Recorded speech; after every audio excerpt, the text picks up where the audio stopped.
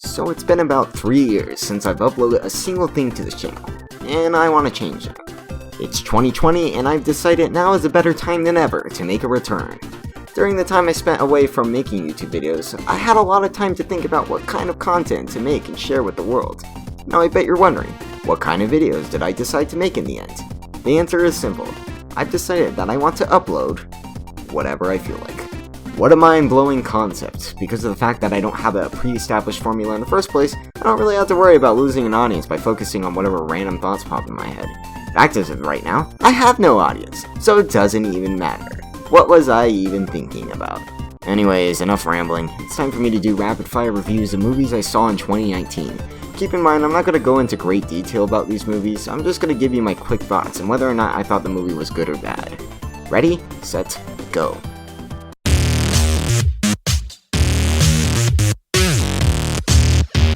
You know, for a movie that I had to wait 4 years for, they did a decent job. I don't feel this movie was as good as the original, but it was still a fun watch. I like how the movie didn't decide to go with the themes of the first movie and copy and paste them here. The story is a lot more personal and a bit more simple, but that's okay because it was something that was different. I had a fun time with this one. Check it out if you like the other LEGO movies. I give this one a 7 out of 10. Yeah, you know what, I'm gonna say it, this movie sucked. It was terrible. Captain Marvel is one of the most boring and pointless movies in the entire MCU. The only way it ties into the story, if I really think about it, is that they showed Nick Fury in the past and explaining how they found the Tesseract, and that's about it. The story is generic, the action is stale, Captain Marvel herself is a blank state of a character. She just has no personality. She has amnesia throughout the film, there's a stupid twist towards the end. This movie was just soulless, it's typical Marvel bullcrap that was just a buffer for Endgame, and it's obvious. And speaking of Endgame, that's the movie I'm gonna talk about next. I'm gonna give this one a 2 out of 10. Terrible movie, don't waste your time with it if you're really bored, because this movie is not going to be the solution to that.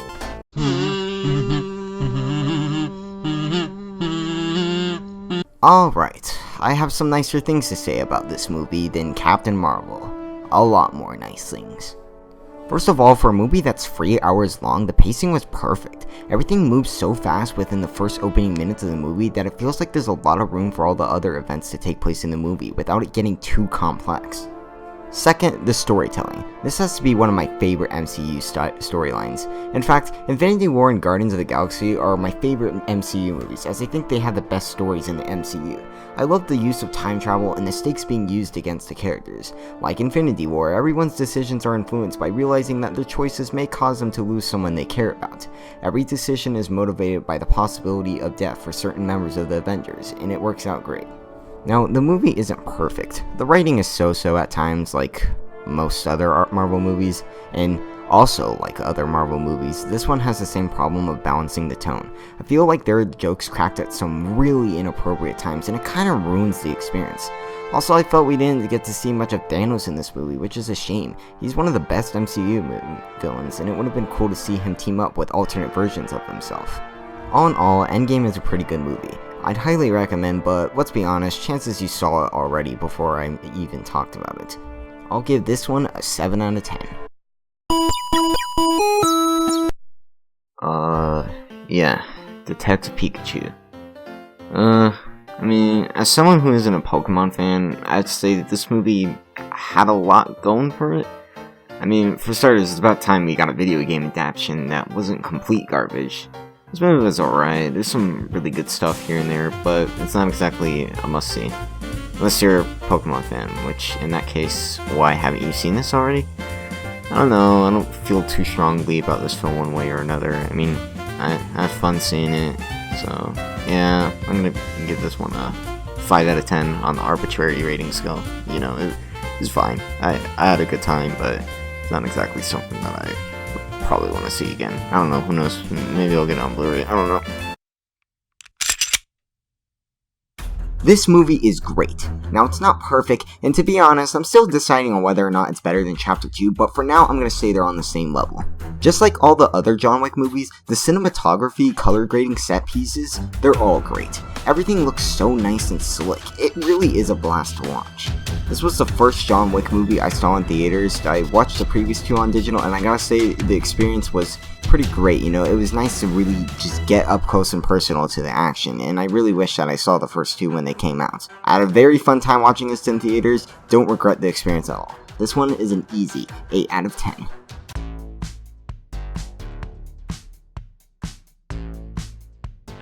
I'm gonna be honest, I haven't seen a lot of the movies DC has put out in recent years. Although, considering what everyone has said about them, I don't exactly think that's a bad thing. However, I decided to give this movie a chance. It's been a while since I've seen a DC film, and I've heard good things about it. This movie's focus is on the fun of its concept. It's a good power fantasy that's as fun to hear about as it is to watch. Pretty surprised with this one. Hope the sequel will turn out good as well. This earns a 7 out of 10.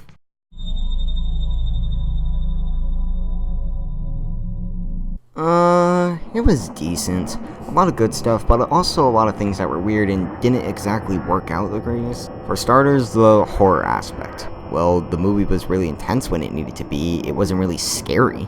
I really enjoyed Get Out, and I watched it a couple months before seeing Us through digital. I really liked the concept and was surprised to see just how creative and interesting it was. Now, it didn't really scare me either, but it was still very entertaining and thrilling to watch.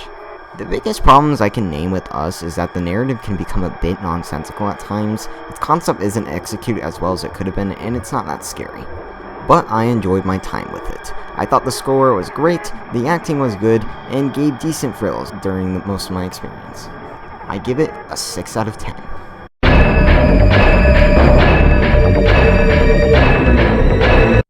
Oh boy, Brightburn. Jeez, this movie was one of the most disappointing things I've ever seen. I had hope for this movie. I was really excited after hearing about the concept. Now that I've watched the movie, I have to say that this was without a doubt one of the worst movies of the year. This movie is a complete and utter mess. The story is so paper thin, the characters never get to fully develop, the scares are pathetically weak, and it was just not that fun to watch as I thought it would be. It is complete garbage. Okay? The only compliment I'll give to it is that even with such a low budget, it's still able to look like an actual movie that's worthy enough to be played in theaters. Also, the CGI was pretty good, again, for a small budget. But yeah, overall, the movie was a waste. I give this dumpster fire a 2 out of 10. Avoid it at all costs.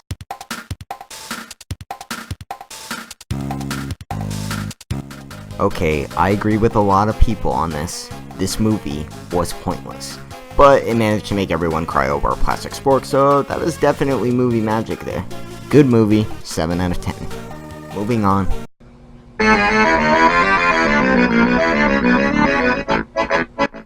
Good movie, but the side characters are so one-dimensional and boring that I didn't care about any of them. I feel like that was what they were going for because they wanted to make jokes about how meaningless their existence is and the story is, but all it does is make them look like they purposely put flat characters in the movie for the sake of a cheap joke. Mysterio is a pretty cool villain, really like the relationship he had with Peter and how his betrayal affects him.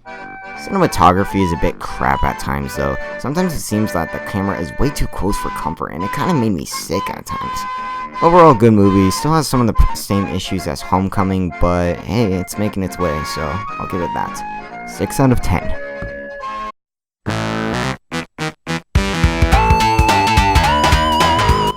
Oh yeah, this movie was fun to watch and look at. I actually do like Invader Zim, and this was a nice throwback. I mean, the show is overrated, but I think it deserves a revival on Netflix or some other streaming service. I hope the creator decides to take another crack at the franchise sometime soon. This shows promise for the future.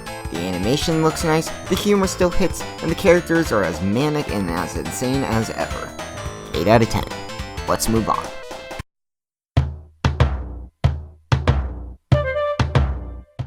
Alright, I'm gonna get this one out of the way really quick. This movie was boring. It completely crapped over an actually good movie's reputation. The only good thing is that Eric Andre was in it for like 5 minutes. I don't think I'll ever see a Disney live-action remake after this. And I think the only good thing that came out was that there were these 3 people in the movie theater at the time when I was watching this, and they were like being really freaking loud, so we ended up complaining. We actually got some free tickets, which I ended up using to go see Joker in the new Jumanji movie later on. So, yeah, I guess that's it. Yeah, Lion King, 2019, gets a 1 out of 10 for me. Absolute horse hockey, you know, just awful movie.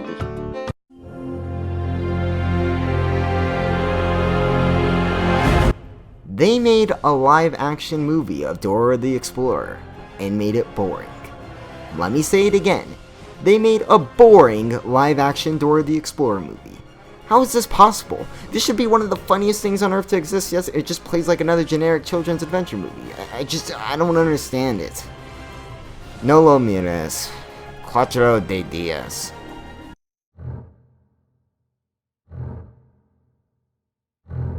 This was one of my most anticipated movies for this year. There's a lot of good and a lot of bad. The movie was overall kind of disappointing, but I still think it was worth watching. Can't wait to see how that new Flash movie from the director turns out. 5 out of 10. Hopefully the director's cut will make it better.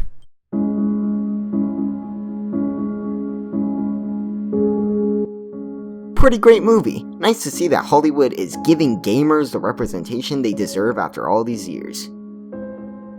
Okay, but on a serious note, this was a great movie. Not an amazing or perfect movie, mind you, but still, it's a great movie. Joaquin Phoenix's portrayal of the Joker is one of the best things to ever come out of a DC movie. He was someone different from the traditional Joker, as he doesn't start out as a criminal or some gangster. It shows him as a very troubled and unstable individual. The score complements sorrowful and utterly depressing emotions this movie tries to invoke, and honestly, I think it's one of the most underrated elements of the movie. I don't hear people talk about it as much. It's not a movie that has the crazy bombastic action of most other superhero movies, but it makes up for it with this tension, brutality, and realism. That doesn't mean the movie is boring though. The pacing was good and I was very invested during my viewing. I recommend this movie to anyone who's a fan of Batman, superhero movies. Again, you probably saw it already. DC really isn't clowning around anymore. 8 out of 10.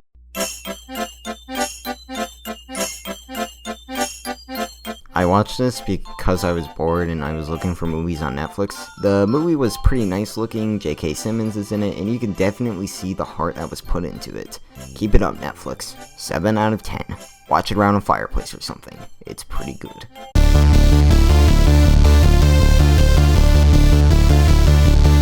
It was pretty decent actually. Also, I didn't know Danny DeVito was in it before going in, which makes this movie infinitely more better than the previous Jumanji sequel.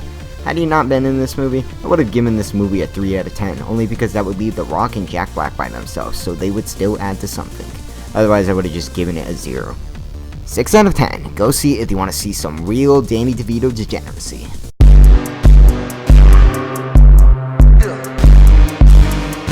Oh my god, this movie is fantastic. I never thought I would ever say that about a film starring Adam Sandler, but man, this is something else.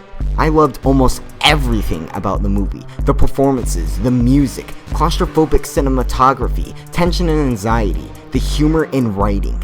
It's all so good. I can't recommend this movie enough. If you have not seen this movie in theaters yet, go see it, please. Also, don't watch any trailers, don't look up the story, just watch it. Go into it blind. You won't regret it. I give this movie a firm 9 out of 10. Best movie I saw in 2019.